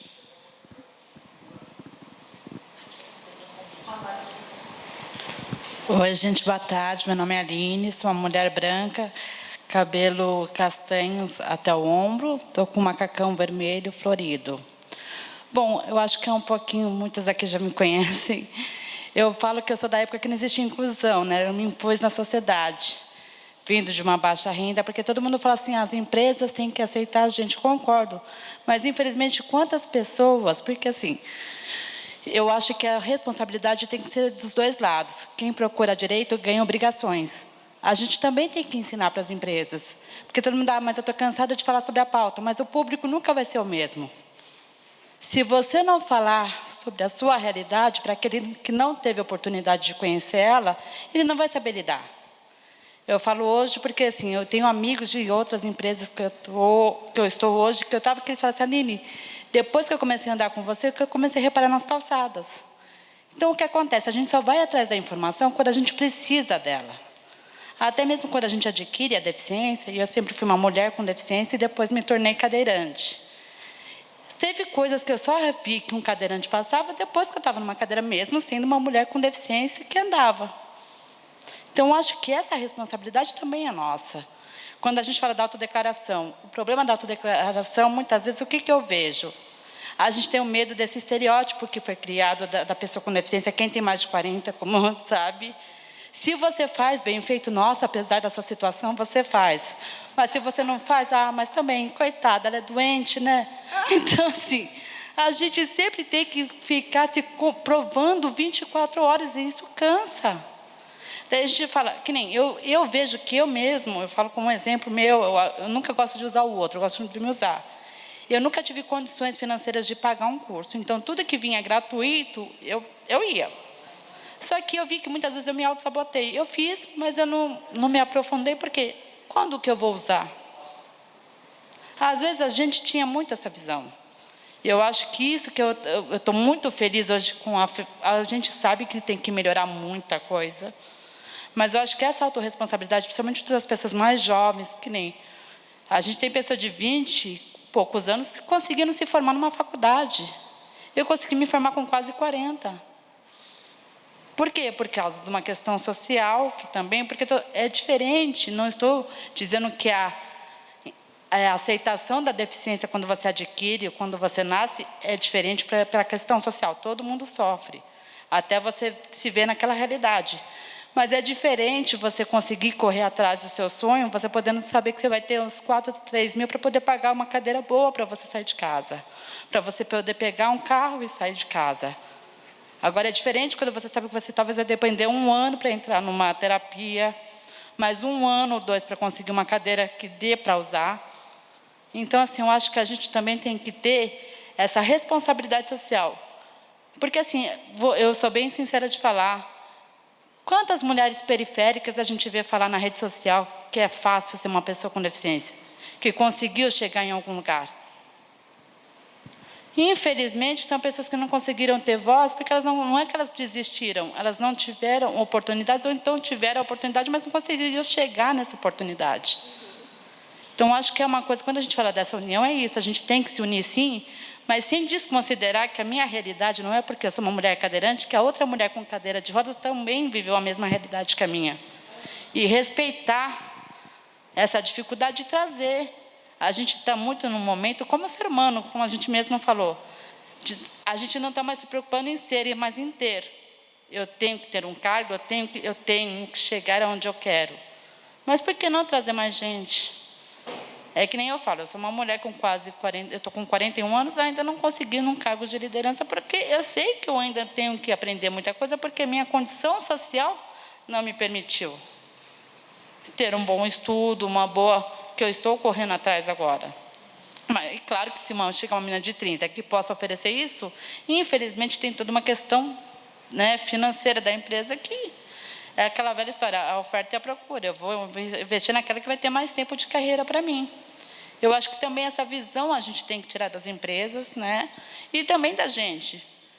Poxa, posso me formar com 50? Talvez não vou conseguir entrar numa empresa, mas eu posso tentar fazer como vocês estão fazendo, como vocês mesmos começaram. A gente ir numa rede social, começar a puxar as pessoas para fazer um trabalho como uma pessoa jurídica, por que não? Eu acho que também essa responsabilidade de, poxa, eu quero ser visto, mas como eu me coloco para a sociedade? Eu não posso, eu acho que assim, o ativismo é muito bom, é importante, a gente precisa, mas eu não posso tratar todo mundo com uma certa reatividade, porque às vezes a pessoa não fala com você de uma certa maneira certa, não é porque ela quer ser preconceituosa, mas porque foi a maneira que ela aprendeu a vida toda, que a gente era o bichinho que não pode falar, não pode perguntar, não pode. Se não é a gente para falar sobre a deficiência e tratar ela como uma naturalidade, o outro não vai conseguir aprender. Eu acho que também essa autorresponsabilidade, a gente, como pessoas com deficiência, tem que ter como sociedade. Não sei se eu estou falando demais, desculpa também se eu me estendi, mas eu acho que é isso, essa necessidade que a gente tem que ter também de ver o outro com empatia. A gente fala tanto que a gente precisa ser tratado com empatia, mas a gente esquece, às vezes, de trazer essa empatia para o outro lado, daquela pessoa que não conviveu e tem esse estereótipo da pessoa que tem que ser cuidada. Eu vou falar como criadora de conteúdo, né, como uma pessoa que está na internet hoje e falando sobre deficiência, no modo geral, sobre capacitismo. Eu sempre busco tratar o meu conteúdo com muita responsabilidade, porque eu tenho uma vivência específica, eu tenho muitos privilégios, e eu reconheço isso. Quando eu falo que a cadeira de rodas é uma liberdade na minha vida, ela de fato ela se tornou, e ela pode ser na vida de muitas pessoas, porque senão a gente estaria numa cama, a gente não estaria fazendo nada. Mas eu sei que uma pessoa periférica, uma pessoa negra que vive numa comunidade, que vive no sertão da Bahia, ela não vai ver a cadeira como liberdade, até porque ela não tem o espaço para viver aquele lugar. Ela não consegue nem sair de casa, muitas vezes. Ela vive interseccionalidades, né, como uma mulher negra, muitas vezes, né, como um homem negro. Então, ela vive por vários percalços diferentes do meu. Então, quando eu falo, né, esse tempo atrás eu fiz um conteúdo, inclusive, sobre isso, que eu vejo a cadeira como liberdade, mas eu sei que para outras pessoas não vai ser, porque elas vão odiar o corpo delas, né, a vivência delas, porque elas não conseguem ter o mínimo, o básico de acesso para viver em sociedade. Então, se elas não conseguem nem sair de casa, que dirá conseguir um emprego. Muitas vezes elas são, pela a própria família, proíbe ela de coisas, é capacitista com ela, então ela vive o capacitismo familiar, né, na raiz. Então, para ela conseguir ter essa autoestima e se reconhecer e se impor e estar ali é muito complicado. Então, a gente tem que, de fato, ter uma responsabilidade quando a gente fala de outras vivências, outras realidades, né, tanto na criação de conteúdo, quanto em palestras, quanto, né, enfim, pessoas comunicadoras para entender esse processo, que a nossa realidade é única. Eu não posso falar aqui sobre uma mulher negra com deficiência, como a Daiane, por exemplo, que está aqui com a gente, porque eu não sei o que ela vive. Eu não vivo isso na pele dela, não sei como é que ela, na rua, é abordada. Com certeza, de outra forma do que eu. Talvez quem me vê uma mulher branca com deficiência me vê como um anjinho e ela como uma pobre coitada. Né? Então, tipo, são vivências totalmente diferentes. Então, a gente tem que sim se impor e se mostrar, mas também entender que é muito delicado, porque cada um tem uma vivência, né? Uma realidade muito distinta. E é difícil as empresas locais têm que observar isso também. E capacitar, como a gente fala de capacitação também. Porque é óbvio que eu vou ter um privilégio de me formar numa faculdade, eu venho de uma família que tem uma condição. Então, eu me formei, eu fiz cursos, eu trabalhei, hoje eu consigo expor, eu consigo, né, trazer outras pessoas com deficiência comigo, né, nesses meus trabalhos, mas outras pessoas muitas vezes não vão conseguir isso. Então, as empresas têm que entender isso, que existem realidades. Então, se eu sou uma empresa, sou uma marca, eu sou o que for, se eu ver assim, eu não acho ninguém que faça esse tipo de trabalho, capacita. Porque ela não teve oportunidade, ela não teve acesso àquele local. Então, você como uma empresa que ganha dinheiro, que tem faturamento, você pode sim fazer cursos preparatórios para empregar essas pessoas, para ser aliado de uma mudança na raiz. Porque quando a gente não mudar a raiz, a gente não for aliado, né? Tanto sendo pessoas com deficiência, que cada um tem um privilégio. Então, eu busco ouvir outras pessoas com deficiência, eu busco entender como é de uma pessoa cega, de uma pessoa surda. Eu busco entender essas outras realidades. As empresas também, como pessoas sem deficiência, também têm que buscar entender essas realidades. Então, a gente tem que começar a, de fato, entender que existem privilégios, existem direitos e existem, muitas vezes, pessoas que não têm o mesmo acesso que a gente tem. E a gente precisa começar a olhar, tipo, todo, né? Isso também é um senso que a gente tem de comunidade também, para entender que a nossa bolha é uma, e que a gente também, mesmo sendo pessoas que vivem em opressões, a gente também tem nossas bolhas para quebrar. Maria, avisa que tem duas pessoas que querem perguntar, e aí depois dessas duas a gente vai... Beleza, mais 2 perguntinhas e fechamos. Olá, eu sou Milena, sou uma mulher branca, uso óculos azul, sou PCD, física, tenho paralisia cerebral e desde que eu me entendo por gente, eu sou pessoa com deficiência. E nesse encontro que tivemos hoje, eu gostaria de agradecer, porque é muito bom ver os nossos heróis pessoalmente, gente. E nesse encontro, 2 coisas me chamaram a atenção, que foi a Tabata falando sobre o protagonismo e sobre acessibilidade atitudinal. Kátia, eu trabalho desde os 17 anos de idade, sempre na lei de cota. Lá em 2010, hoje eu tenho 31 anos. E o que me fez querer trabalhar foi uma coisa muito estranha, que eu queria estudar, queria sair da minha realidade do ensino médio, que era o terror, porque sofria bullying, era exclusão o tempo todo. Eu falei assim, então eu vou sair desse espaço e eu vou arrumar um outro espaço que eu seja útil. Aí eu falei, então eu vou trabalhar. E nisso eu fiz o camp como menor aprendiz. Aí fiz o cursinho de 2 meses direto, estudando à noite. E na hora de pegar as cartinhas do camp, eu sempre era a última. Sempre era a última. E, gente, foram 27 entrevistas até eu conseguir o meu primeiro emprego. Pensem, a pessoa que vai buscar o primeiro emprego já é difícil. A pessoa com deficiência triplica essa dificuldade. E passei por 5 empresas até me enquadrar em uma, que hoje eu estou há 9 anos. Mas eu sempre saía das outras porque eu não me sentia incluída. Sempre me colocavam no espaço que eu falei assim, gente, eu não estou aqui para ficar na sala de arquivos, eu estou aqui para brilhar. Eu gosto de falar, eu gosto de lidar com o público.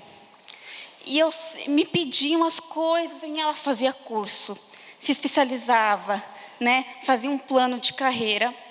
E mesmo assim, nunca era suficiente. Aí eu cheguei na minha mãe, já tinha RH, né? Já era formada em RH. Eu falei assim, não tem como, estou frustrada. Eu vou fazer um planejamento aqui, pegar a minha rescisão, né? Que em 2013 o dólar estava 2,48, né? Aquela coisa maravilhosa. Aí eu falei assim, eu vou fazer intercâmbio. Aí eu fiz o intercâmbio e quando eu voltei, eu tive uma receptividade diferente, né? Que aí eu fui contratada como auxiliar de exportação porque eu tinha uma experiência, mas nessa empresa foi diferente. Nossa, mas você é PCD, como é que você foi sozinha? Eu falei assim, não, fui sozinha. Mas o que sua mãe falou? Minha mãe falou, vai, porque PCD não te impede de nada, né? E eu nunca tinha saído do país, eu tinha 20 anos. E na volta eu tive esse feedback positivo. Mas só que nessa empresa eu não me sentia incluída. Era algo maçante, tanto que eu sempre pegava atestado, gente, pensa. Ai, não quero, de novo. Porque não me sentia à vontade, mas era aquilo. Ai, eu preciso do dinheiro, né? Eu ainda estava com o meu inglês em formação. Aí nesse vai e vem, eu tinha recebido um e-mail para fazer entrevista. Aí você falou sobre o protagonismo, né? Que eu já tinha uma experiência, já tinha uma formação, algo um pouco mais consolidado, porque até então, dos 17 até os 20 anos, queriam como auxiliar. Era auxiliar para tudo. E nessa empresa, falaram assim, oi, a gente é de uma Big Four, a gente precisa de PCD, a gente está aqui com uma vaga para auxiliar administrativo. Eu falei assim, ai, sabe o que é? É que eu já tenho formação, acabei de voltar da Nova Zelândia. O meu perfil não é para auxiliar. Ah, então a gente abre uma vaga para assistente de tradução. Aí eu falei, não, tudo bem. E desde o momento aí que o papel da empresa, né, que é o acolher, desde o primeiro momento, quando eu cheguei nessa empresa que estou hoje, que eu posso falar porque é o Abilities Plus, que é a Ernst Young, a UI, o meu supervisor, ele me recebeu com o braço esquerdo, gente, porque eu sou canhota, né? Meu lado direito eu não movimento, eu nem sei porque eu ainda não nocauteei minha amiguinha do lado aqui. E esse é o primeiro contato, mas ele teve uma atitude que nenhuma outra teve. Que ele falou assim, nossa, eu vi aqui que você tem paralisia cerebral, mas eu não estou entendendo muito bem, você pode me contar um pouco mais? Eu falei assim, nossa, já começou diferente. E nisso eu entrei na lei de cota, e no primeiro mês foi um choque para o departamento de tradução, porque o departamento de tradução não tinha um PCD, né? Muito menos um PCD que era bilíngue, na época, 2014, e só foi evoluindo, mas nos 2 primeiros meses, os tradutores me pediram desculpa, porque a primeira contratação deles foi frustrante, porque a pessoa entrou na tradução pensando que não podia, que não precisaria trabalhar. Aí eles falaram, aí depois que eu entrei, eles falaram assim, nossa, você é totalmente oposto. Eu falei assim, mas tem N pessoas no mundo que querem trabalhar e que não querem trabalhar. E nisso eu estou lá 9 anos, eu gosto muito, mas assim, eu sei o que eu tenho lá é um privilégio ainda para poucos, né, Karina? Né? A Karina foi admitiram a Karina sem saber que ela era autista, gente. A empresa não sabia. Exato. Isso. Aí o meu protagonismo, Tabata, ele veio com essa construção da minha própria autoestima. Porque quando eu voltei, quando eu vi que eu era capaz de viajar sozinha, que eu era capaz de me comunicar, isso faz a sua autoestima ficar muito boa. Então, hoje eu vou para os lugares e eu falo, eu sou PCD, dá licença, sou PCD. Eu fui para o Detal sozinha, minha filha, você vai sozinha para o Detal, como é que você volta? Assim, eu dou um jeito. E o Detal estava em fé. fui para Nova Zelândia, aí minha mãe disse, não, eu vou para fora, gente, é a minha pessoa mais tranquila no mundo. Vou aqui para São Paulo, ela morre de medo. Aí eu fui para o Detal, aí eu via, eu fui pela acessibilidade, porque quando você começa a ter esse olhar crítico, você começa a querer ir para os lugares para saber se tem acessibilidade. Eu fui no Detal, tinha. O problema é que, no caso do Detal, eu comprei o ingresso como PCD. Eles fizeram um negócio bonitinho. O responsável, o Thiago, do Rock in Rio, fizeram formulário, tudo, tinha plataforma para nanismo. Mas o problema é que no dia, gente, no dia tinha muita gente quebrada. O que eu falo quebrada? Muita gente que quebrou pé, coluna, não sei do que, antes do festival. Então, meio que não tinha o que fazer. Mas eu criei até um neologismo novo, né? Porque quando você trabalha com letras, né, você começa a brincar com as palavras.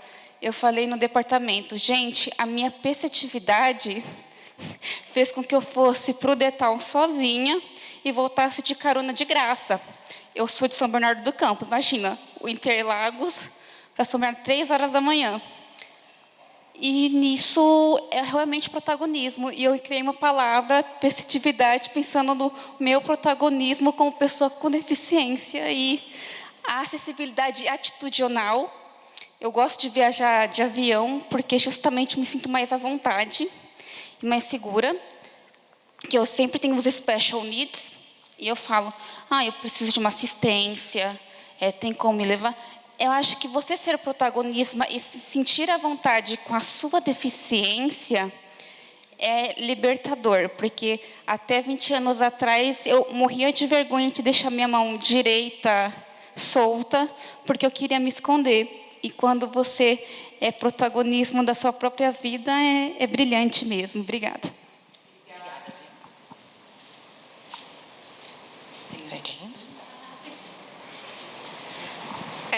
Eu lembrei de outra coisa, vocês falaram inclusão da escola e tudo, né?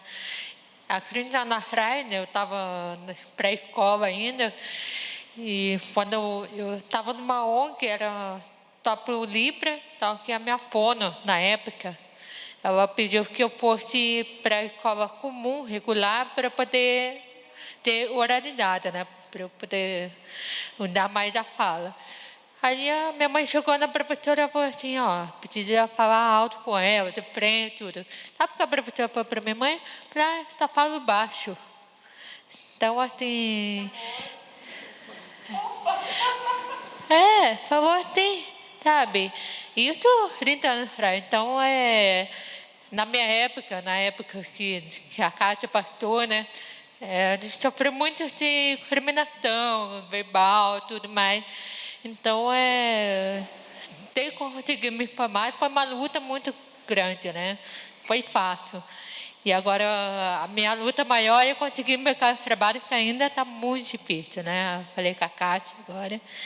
Realmente, isso que precisa melhorar mais. Então, eu sei que a Talento Incluir faz de tudo para ajudar a gente, mas é isso que eu queria falar. Obrigada. Queria falar. Cantora, viu? Ela cantou um dia Maria Maria num evento que eu fui. Ouvindo todas as falas, eu penso que nós devemos fazer o seguinte, começar a contar a história da pessoa com deficiência, né? Porque nós contamos um indivíduo com deficiência, mas a maioria das pessoas não conhece a nossa história, a história da pessoa com deficiência. Quanto que nós galgamos, o quanto que nós batalhamos, né, para estar aqui. Quantas pessoas pavimentaram também, quantas pessoas com deficiência também pavimentaram a estrada que nós estamos trilhando hoje.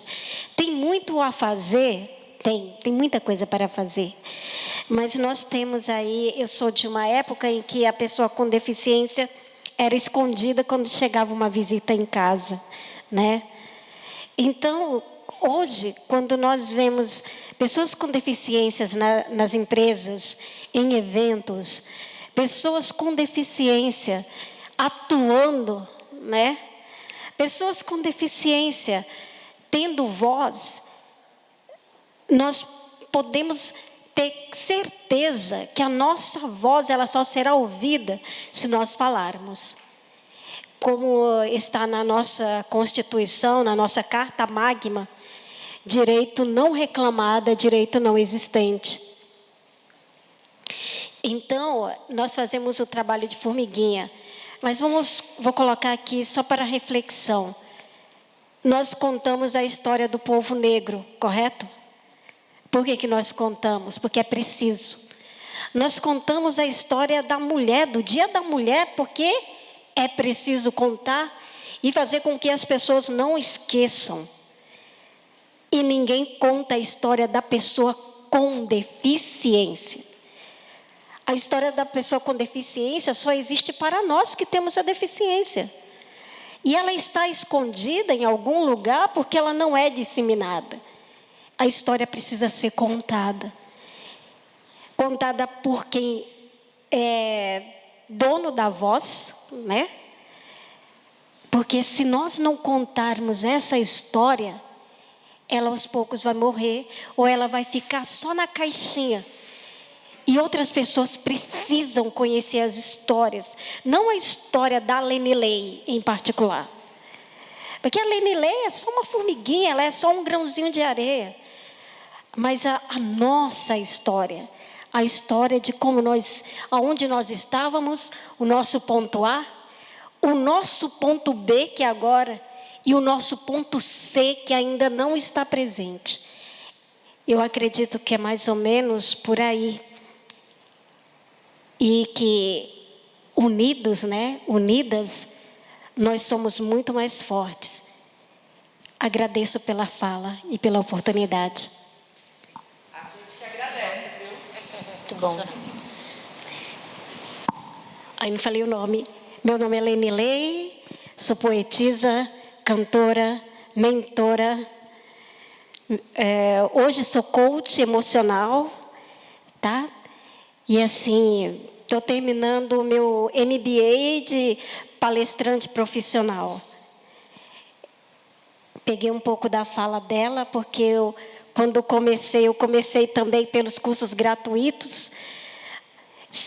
E eu penso que se uma empresa não te deu a chance de se mostrar, se mostre por outros lados. Se mostre por outros lados. Quem está perdendo não é você, é a empresa. Eu quero só complementar, né, que é muito importante o protagonismo, como ela citou. Por isso que também eu fiz essa exposição, que a gente reuniu isso. São diversas pessoas que merecem ser mais vistas, que a gente merece contar as histórias. As histórias precisam ser ditas, né? Eu tenho um colega ativista, que é o Paulo Fabião, e ele, quando teve agora o dia 21 de setembro, que é o Dia Nacional da Pessoa com Deficiência, ele falou assim, que esse dia deveria ser tão celebrado e falado quanto o Dia da Consciência Negra. Né? As minorias precisam ser vistas, esses dias precisam ser celebrados e falados sobre a nossa luta. E só a gente fala sobre isso. O dia 21 foi totalmente apagado. Só os criadores de conteúdo, as pessoas que estão na internet que falaram sobre. A gente não viu nenhuma marca falando sobre. Pelo contrário, existiu uma marca muito grande aí que usou pessoas sem deficiência para falar sobre pessoas com deficiência nesse dia, que é o nosso dia, é a nossa história. Então, a gente de fato não vê. Por isso que eu, quando eu trabalho hoje, eu busco trazer essas pessoas, trazer as histórias delas, né? E trazer essa representatividade, essa representação coletiva, porque a gente tem que mostrar cada vez mais essa história e precisa trazer outras pessoas também para mostrar com a gente. Porque o dia 21, o dia 3, que é o Dia Mundial né, em dezembro, precisa ser celebrado, precisa ser falado. A nossa história existe há muito tempo. A gente passou pelo Holocausto, também ninguém fala sobre, que a gente foi nos primeiros a ser massacrados, a ser usados como experimentos.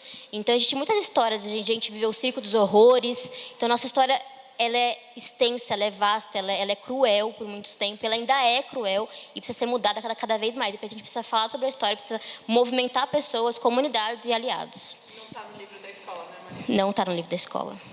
É isso. Meninas, tem alguma coisa para complementar? Muito obrigada, gente.